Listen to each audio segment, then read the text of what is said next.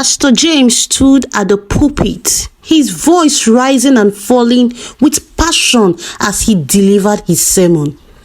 The congregation hung on his every word, captivated by his eloquence and sincerity. But as his eyes scanned the room, they lingered on the young women scattered among the pew, women who looked up to him with admiration and something more.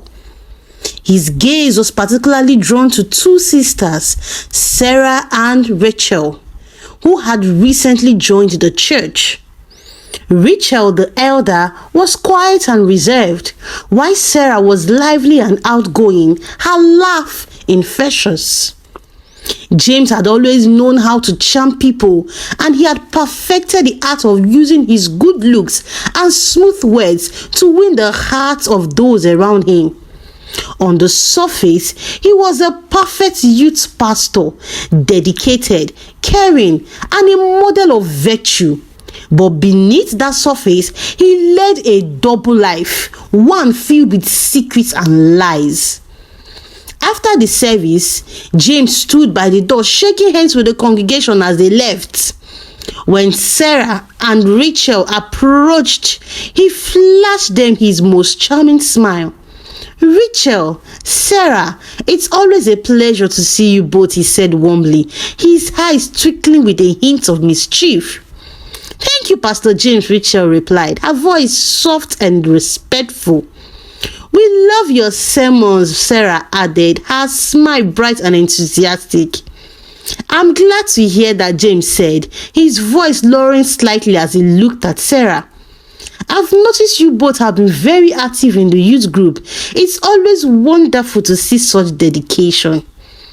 The sisters blushed under his gaze, feeling special that Pastor James, the most handsome pastor in town, had noticed them. "We enjoy being part of it," Rachel said, trying to keep her voice steady. "That's great to hear," James replied, his smile widening. "I would love to chat with you both sometime, maybe over coffee. It would be nice to get to know you better." The invitation caught them off guard, but both sisters eagerly agreed. "Would love that," Sarah said, her eyes shining with excitement. "Great. I'll reach out to you soon," James said, giving them a wink before turning to greet the next churchgoer. As Rachel and Sarah walked away, they could hardly contain their excitement. Little did they know that they were stepping into a web of deception spun by the man they admired. Over the next few weeks, James made sure to give Rachel and Sarah special attention. He would often find excuses to talk to them after church events, complimenting Rachel on her intelligence and Sarah on her bubbly personality. He played his cards carefully, making each sister feel unique and valued, all the while hiding his true intentions. Rachel was the first to fall for his charm.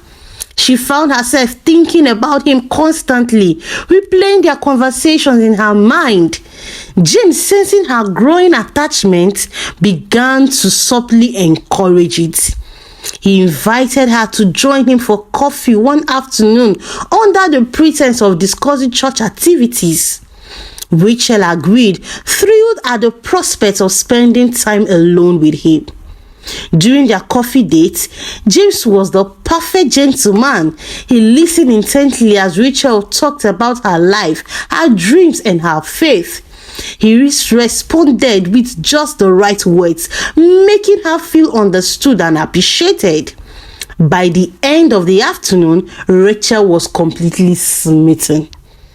A few days later, James repeated the same tactic with Sarah, inviting her to a different cafe. This time, he was more playful, making Rachel laugh with his jokes and stories. He made her feel special, as if she were the only girl in the world who mattered to him. Sarah, like her sister, quickly fell under his spell. What neither sister realized was that James was playing them both, carefully balancing his affection to keep them both hooked. He knew the risk of dating two sisters and sleeping with them, but the thrill of the deception was too enticing to resist. He was able to convince each sister not to tell the other under the pretense that he didn't want it to get to the church until he was ready to marry them. As weeks turned into months, James continued to date both Rachel and Sarah, keeping his relationship with them hidden from the rest of the congregation. He was careful to never show favoritism, giving each sister just enough attention to keep her devoted to him.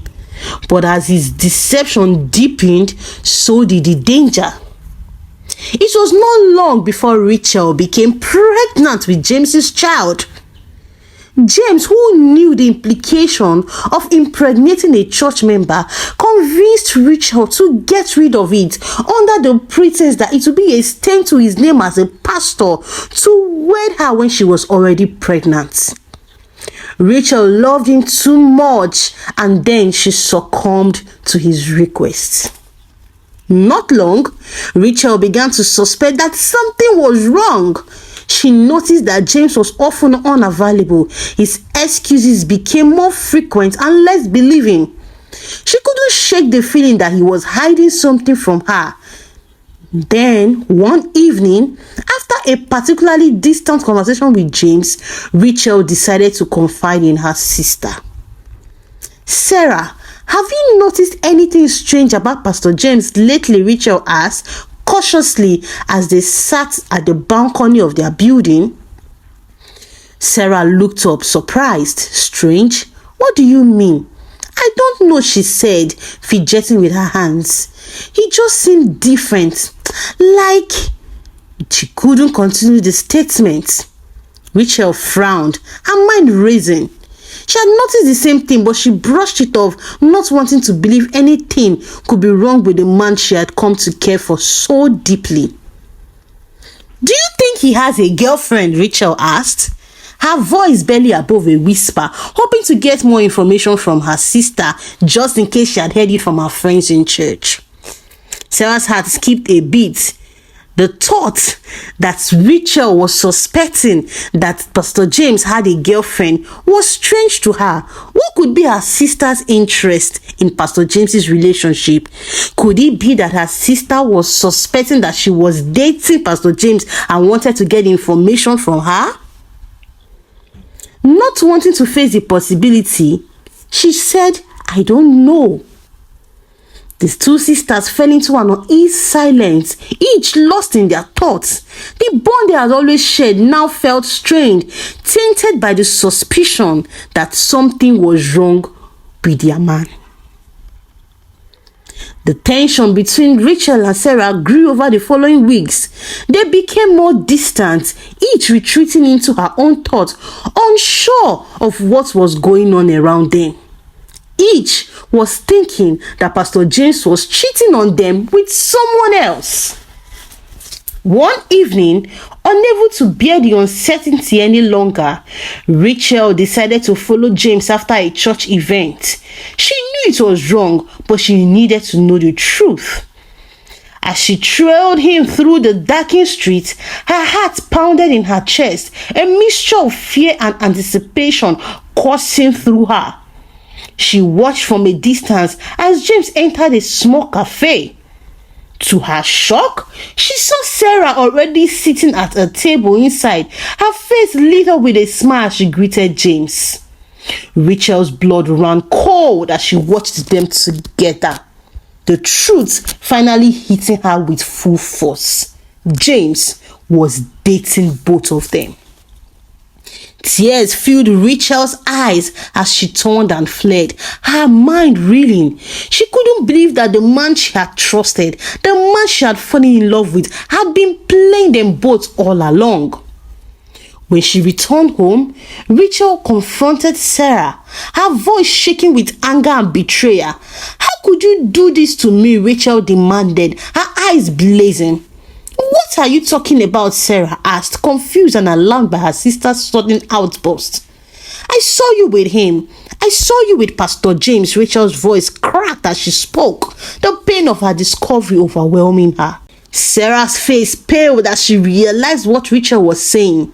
You were spying on us? How could you? How could you betray me like this? Rachel sobbed, her heart breaking. Sarah shook her head, tears streaming down her face. I didn't know, Rachel. I didn't know he was seeing you too. The sisters stared at each other, the weight of the truth settling between them like a dark cloud.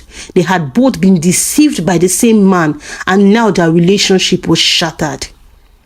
You have to leave him, Rachel said. Never, Sarah said.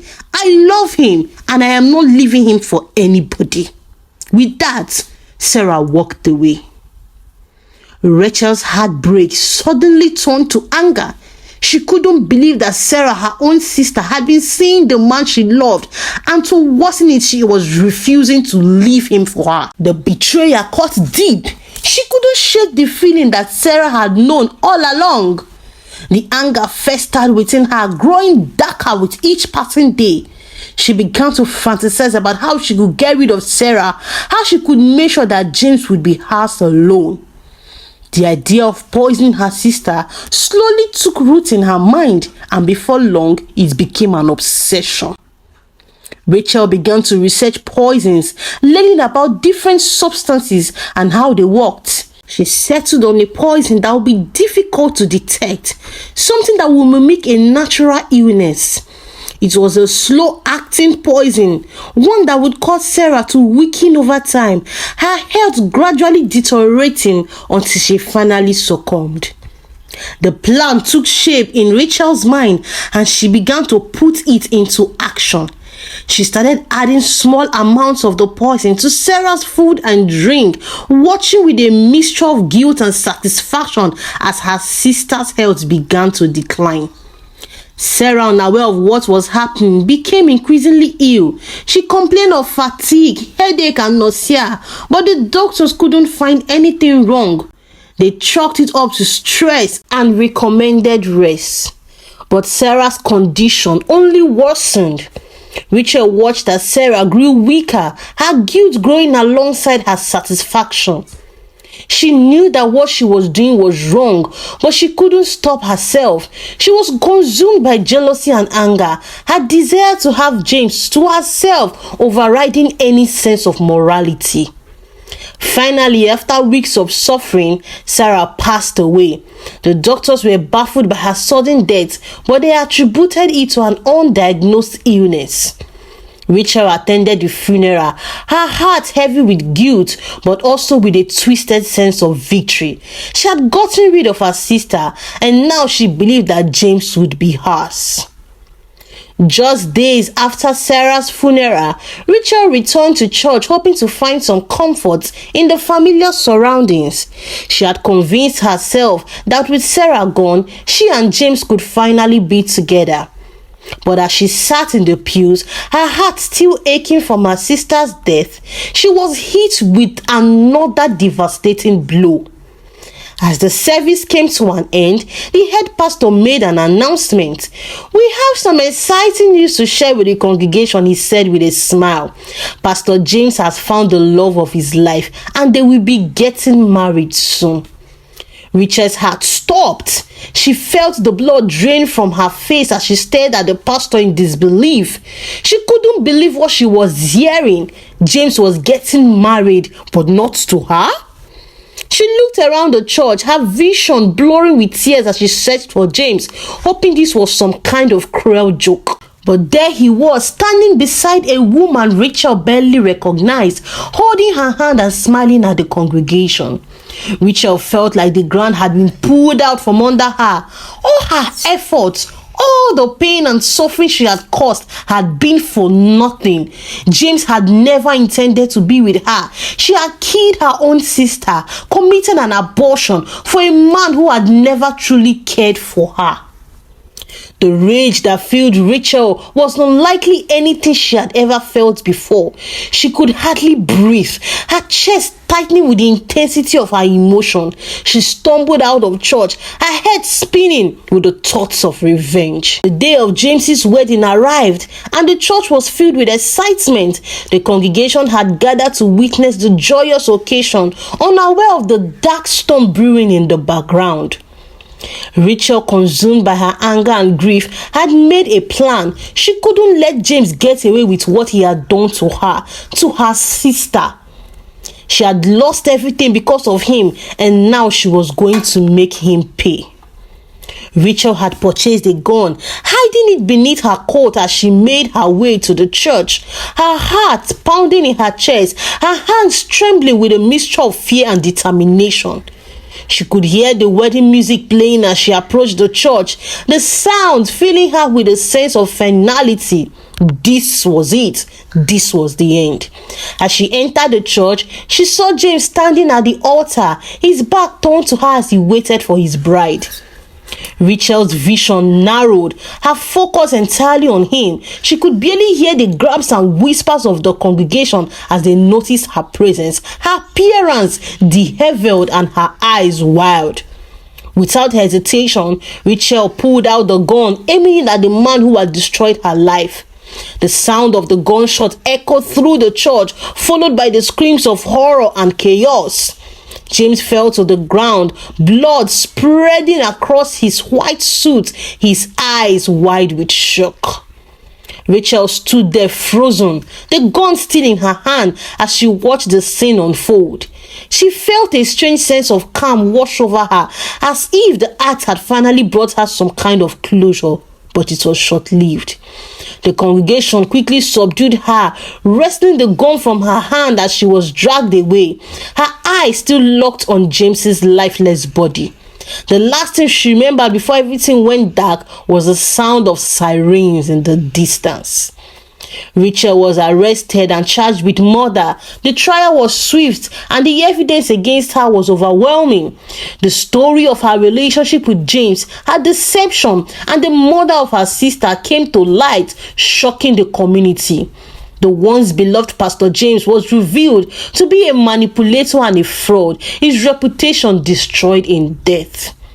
Rachel was sentenced to life in prison, where she would spend the rest of her days reflecting on the choices she had made. She had been consumed by jealousy and anger, driven to commit unspeakable acts in the name of love. But now, all she had left was the emptiness of regret. In the quiet of her prison cell, Rachel would often think of Sarah, of the sister she had loved and lost. She would think of the life they could have had if she had only been stronger, if she had only seen James for who he truly was. But it was too late now. All she had were memories and the knowledge that she had destroyed her own life for a man who didn't deserve her love. The church was never the same after the scandal. The congregation struggled to move on from the tragedy. Their trust in their leaders shattered. The story of Pastor James and the two sisters became a cautionary tale, a reminder of the dangers of unchecked desire and the devastating consequences of deceit. Rachel lived out the rest of her life in prison, her once bright future reduced to a bleak existence. She would never find peace, haunted by the ghost of her past and the knowledge that she had sacrificed everything for a man who had only brought her pain.